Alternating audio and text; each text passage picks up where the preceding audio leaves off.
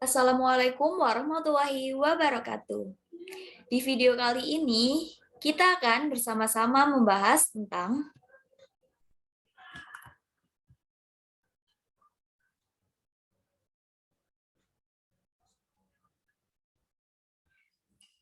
pembelajaran tematik kelas 5, tema 1, organ gerak hewan dan manusia, subtema 1, organ gerak hewan. Nah, pada pembelajaran kali ini, kita akan fokus pada organ gerak hewan. Nah, apa sih itu organ gerak hewan?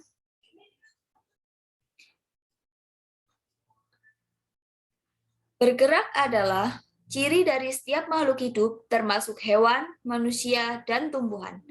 Sistem organ gerak hewan didasari oleh rangka dan otot-otot. Jika keduanya saling terhubung, maka akan menghasilkan sebuah gaya otot. Gaya otot tersebutlah yang membuat hewan dapat bergerak. Rangka tersebut disebut juga dengan organ gerak pasif, sedangkan otot disebut dengan organ gerak aktif yang dilakukan melalui tulang. Hewan bergerak bertujuan untuk kelangsungan hidupnya, seperti untuk melindungi diri dari predator, mencari makan, berpindah tempat, hingga berkembang biak. Alat gerak yang dimiliki oleh hewan diantaranya adalah kaki, tangan, ekor, sayap, dan sirip.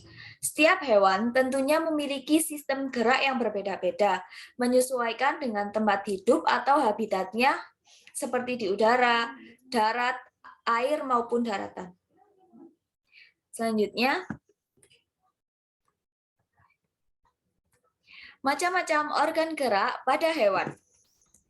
Yang pertama adalah sirip.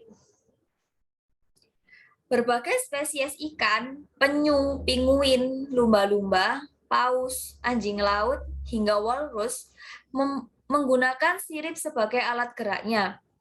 Sirip berfungsi untuk menggerakkan air dan menghasilkan daya dorong untuk bergerak dalam permukaan air. Selain mendorong, sirip juga berfungsi untuk mengontrol gerakan seperti menambah dan mengurangi kecepatan, berbelok ke kanan dan ke kiri, hingga bermanuver secara cepat. Fungsi sirip sebagai pengontrol juga dimiliki oleh cumi-cumi loh. Selanjutnya adalah tangan. Organ gerak tangan adalah alat gerak hewan yang dimiliki oleh primata seperti kukang, monyet, kera, gorila, orangutan, dan juga luwak. Tangan digunakan untuk memanjat pohon, membersihkan diri, memperoleh makanan, dan juga mempertahankan diri. Yang selanjutnya adalah kaki. Kaki merupakan alat gerak hewan yang dimiliki oleh seluruh hewan primata, memiliki kaki yang berfungsi untuk berjalan dan memanjat pohon. Amfibi seperti katak menggunakan kakinya untuk melompat. Reptil seperti buaya, kura-kura, dan kadal menggunakan kakinya untuk berjalan. Hampir semua mamalia memiliki kaki, kecuali Pinnipedia. Mamalia seperti jerapah, kanguru, gajah, memiliki kaki untuk membantu mereka berjalan, berlari, melompat, hingga berenang. Adapun kelelawar yang memiliki organ gerak kaki yang digunakan sebagai tumpuan ketika menggantungkan dirinya secara terbalik. Burung juga memiliki kaki yang membantu mereka berjalan di permukaan dan bertengger di pohon. Selanjutnya adalah ekor. Organ gerak ekor adalah alat gerak berupa struktur yang panjang di bagian belakang tubuh hewan dengan berbagai macam kegunaan. Pada mamalia, ekor digunakan dikibaskan, berfungsi untuk mengusir nyamuk atau serangga yang menggigiti atau hinggap di tubuh mereka. Hal tersebut terjadi pada gajah, jerapah, kuda, zebra, dan juga anjing. Ekor juga membantu keseimbangan tubuh hewan. saat melakukan gerakan seperti melompat atau bermanuver. Fungsi ekor sebagai alat gerak dan penyeimbang dimiliki juga oleh kucing loh. Ekor juga digunakan sebagai alat gerak dalam mempertahankan diri, misalkan kalajengking yang memiliki ekor beracun. Ada juga kadal yang bisa melepaskan ekornya setiap ditangkap oleh predator. Pada buaya dan aligator, ekor berfungsi sebagai alat gerak yang dapat mendorong juga mengendalikan gerakan tubuhnya. Burung memiliki ekor dengan struktur panjang dan berbulu yang membantu mereka untuk terbang. Selanjutnya adalah sayap. Organ gerak sayap merupakan alat gerak yang digunakan hewan untuk terbang seperti kelelawar, berbagai macam burung, lalat, lebah. Menggunakan sayap mereka untuk terbang dan berpindah tempat. Sayap menghasilkan daya angkat pada burung. Semakin besar rasio perbandingan antara permukaan sayap dan tubuh burung, maka akan semakin besar daya angkat dan memudahkan para burung untuk berterbang. Otot-otot pada beberapa hewan tidak memiliki tangan, kaki, sayap, ataupun ekor sebagai alat gerak. Di antaranya adalah ular, cacing, dan siput. Sebagai gantinya, mereka bergerak menggunakan otot-otot pada tubuhnya, memungkinkan mereka untuk merapat di atas permukaan. Nah, selanjutnya, setelah kita mempelajari tentang organ gerak hewan, perhatikan bacaan berikut ini. Baik, Ibu akan membacakan bacaan ini ya. Bacaan yang Ibu tampilkan ini tergolong sebagai teks deskriptif. Teks deskriptif itu apa sih? Nah, teks deskriptif itu adalah teks yang menggambarkan atau mendeskripsikan sesuatu benda atau makhluk hidup, manusia atau hewan. Nah, karena kita tadi membahas tentang organ gerak hewan, Ibu akan membahas kelinci di teks deskripsi yang Ibu tampilkan.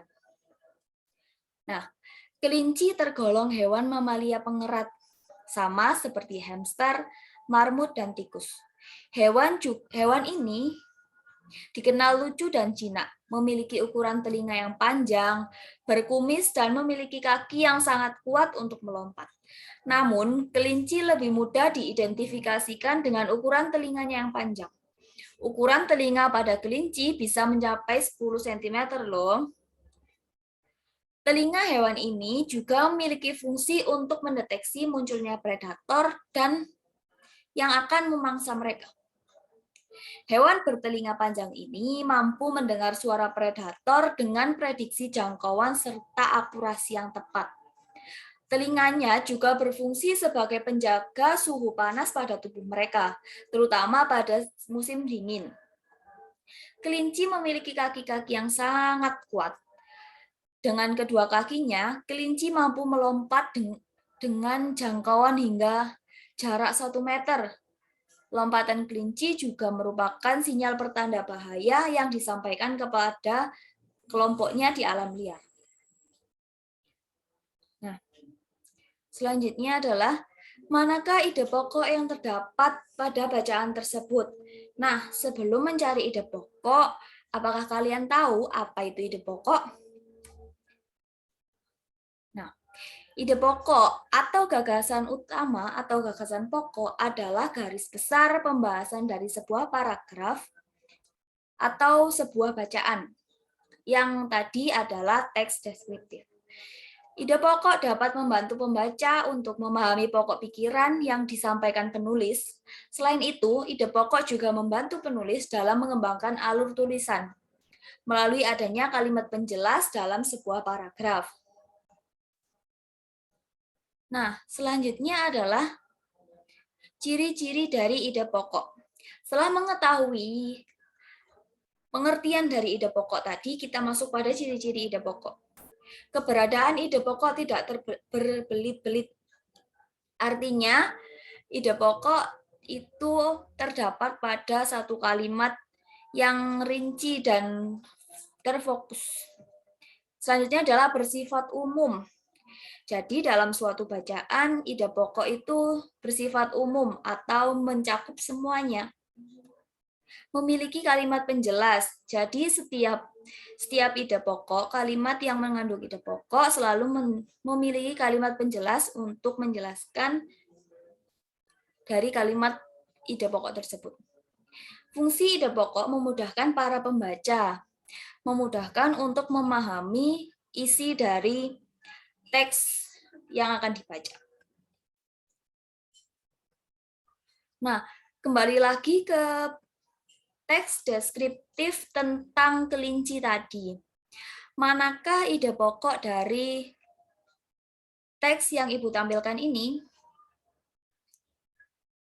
Jadi, ide pokoknya ada di awal kalimat, yaitu kelinci tergolong hewan mamalia pengerat seperti hamster, marmut, dan tikus.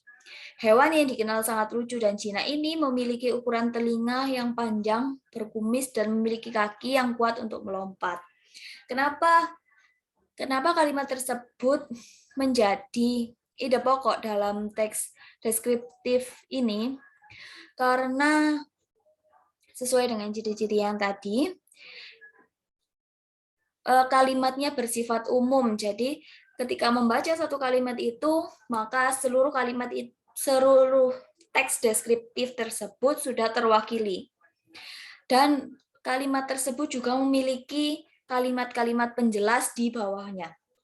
Seperti memiliki ukuran telinga yang panjang, ternyata di bawahnya dijelaskan lagi bahwa ukuran telinga kelinci mencapai 10 cm. Terus ada kalimat memiliki kaki yang sangat kuat untuk melompat. Nah, di bawahnya dijelaskan lagi bahwa kelinci mampu melompat dengan jangkauan hingga jarak 1 meter. Dijelaskan kembali bahwa lompatan kelinci juga merupakan sinyal pertanda bahaya yang disampaikan pada kelompoknya di alam liar. Selanjutnya, untuk ciri-ciri selanjutnya adalah kelinci tergolong mamalia pengerat seperti hamster itu sampai melompat. Kalimatnya jelas dan tidak berbelit-belit dan bersifat umum. Nah, kesimpulan dari pembelajaran hari ini adalah apa saja yang kita pelajari hari ini? Jadi, sistem gerak hewan didasari oleh rangka dan otot. Gaya otot tersebutlah yang membuat hewan bisa bergerak. Rangka disebut organ gerak pasif, sedangkan otot disebut dengan organ gerak aktif. Nah, kita juga membahas tentang ide pokok dan gagasan pokok yang merupakan garis besar dari pembahasan sebuah paragraf atau bacaan. Nah, sekian penyampaian materi hari ini. Semoga bermanfaat. Jangan lupa jaga kesehatan. Tunggu video selanjutnya dari Ibu ya. Wassalamualaikum warahmatullahi wabarakatuh. Sampai ketemu lagi. Terima kasih.